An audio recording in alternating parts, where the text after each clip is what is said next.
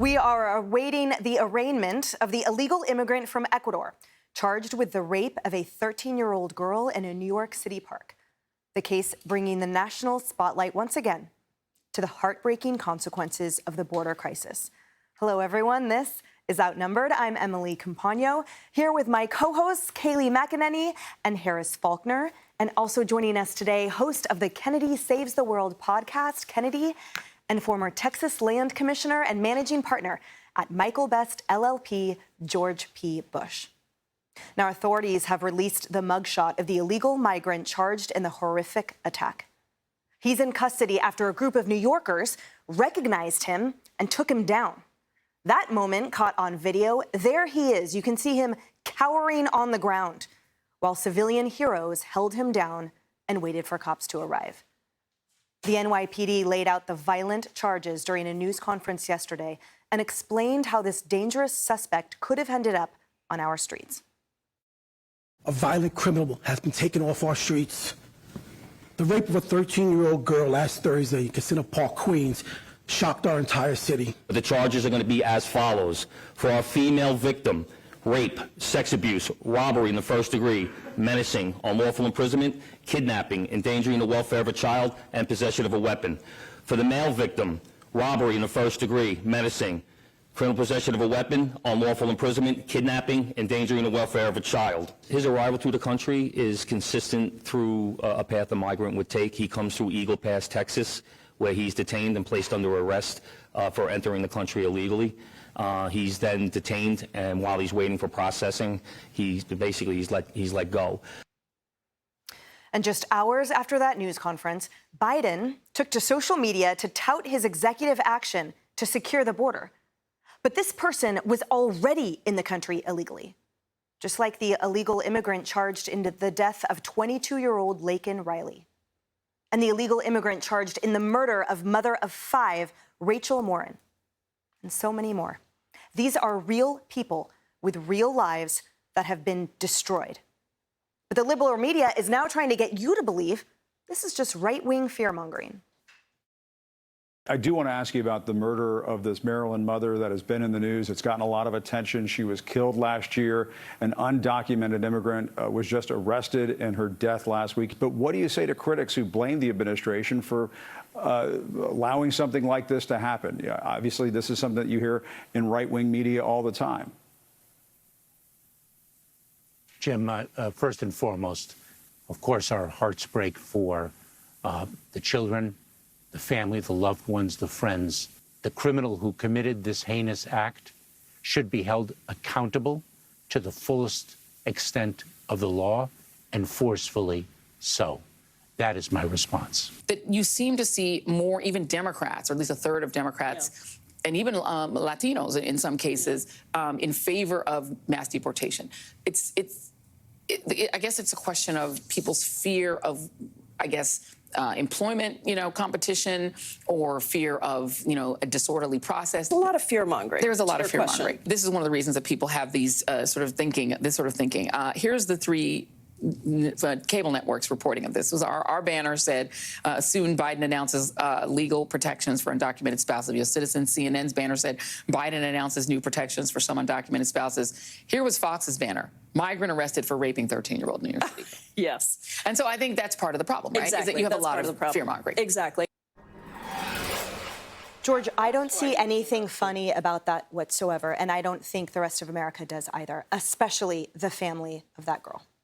Well, Emily, thank you for having me. This is the #1 issue on the minds of American voters, and regretfully, this is playing out in the streets of everyday America.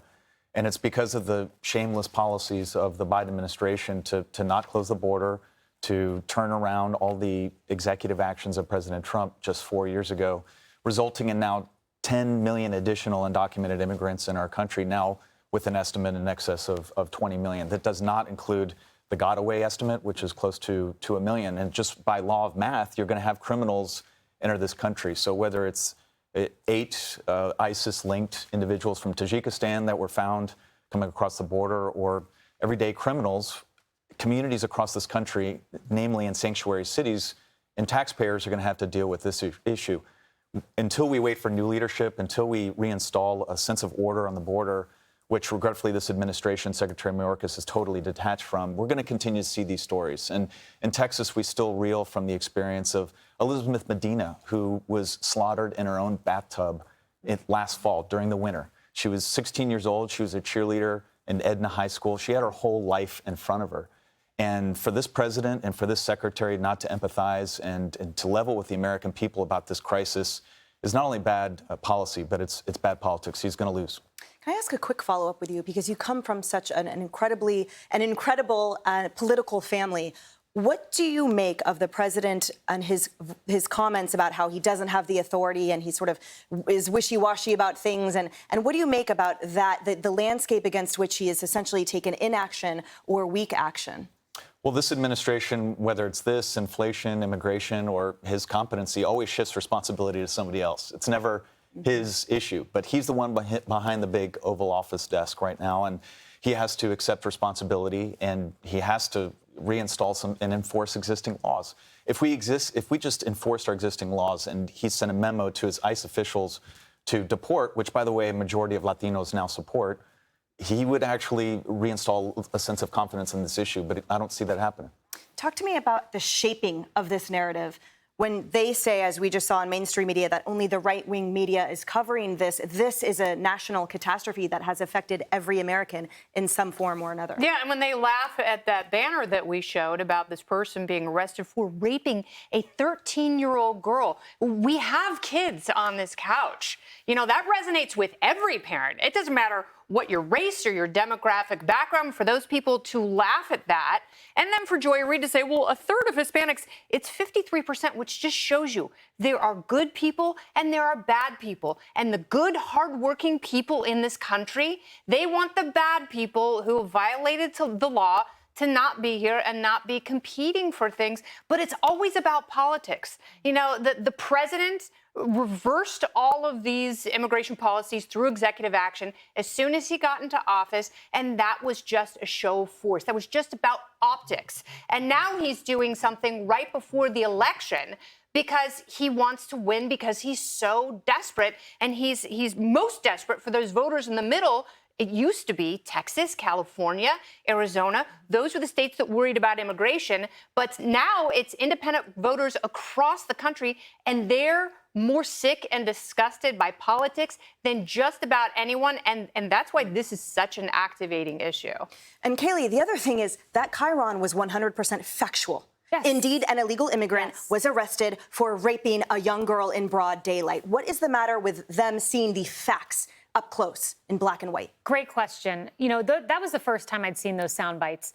I remember interviewing a mother, an angel mother, in 2017. She had met with President Trump because Trump cared enough to hear her story. Back in 2016, he gathered these angel moms and dads in a room, looked them in the eye, listened to their stories, one of the first political candidates to do so in a long time. She told me the only people interested in covering my story are Fox News and Breitbart. No one else listens to me. Everyone laughs at me. And then to see those clips, Jim Acosta, you are talking about a mother of 5 who was killed by someone who should not be here. And you invoke right-wing media as somehow this is problematic that we're covering her story. You move on to Joy Reid, and she's upset about a Chiron covering the rape of a 13-year-old girl. Why do their stories matter less? They should matter more because they happen at the hands of people who should not be here. Laken Riley, the police officers assaulted in Times Square. We can list all of the victims. And the Biden administration, for their part, I'm beginning to think they are delusional. I read some reporting in Politico this morning that they are preparing to talk about the extreme immigration policies of Donald Trump. Extreme has become mainstream when, to your point, Kennedy, 53% of Latinos, according to CBS, want mass deportation, 60% of the American public overall. People have woken up. People care about angel moms. Maybe it's taken 8 years. Maybe it took Trump coming on the scene. People care. Laugh away, mainstream media. You did it in 2016, and look at what happened. Yeah, and if they don't care about these 13-year-old girl in particular, or American 13-year-old girls, then what about the hundreds of thousands of minors that are being utilized by the cartels, sexually assaulted, raped, and murdered as well? Do they not deserve their attention too? Well, I can't tell because I don't cover them. I don't know what their priorities are. But the flex on showing our banners and showing the competition and all of that, the flex on that is just to get viewers, so they think. It doesn't work for them, though, because people already are experiencing the truth. They don't need to be preached at by people who obviously either are not experiencing the truth or don't care about it. So two things really hit me, and you touched on one, Emily. It has to do with Biden, with what he's done here recently. And by giving that mass amnesty, basically, to more than 500,000 people, it could be as much as 1 million is what I'm hearing from some lawmakers. For those, the spousal thing was already written into the law, but he's going to regenerate that. It's almost like I tried to help and it made it worse with the first executive action, and now there are more people coming, so I'm going to do this sort of thing to maybe alleviate some of the concern among voters. And I'm sure they talked about the numbers too, Kayleigh, because you've mentioned it. If you get 500,000 people to benefit from your policy and it's going to be a tight election, do you think that helps? Do you think turning them into Americans helps? Giving them the right to stay here because they've been here for 10 years and they married someone, they have the right to stay per this new law. The man who's accused of raping that 13-year-old child was in a nearby men's shelter. These people are already living here among us. And this president just told hundreds of thousands, potentially of some of them, we don't know who all those people are, by the way, that they can stay. Now, that's not everybody.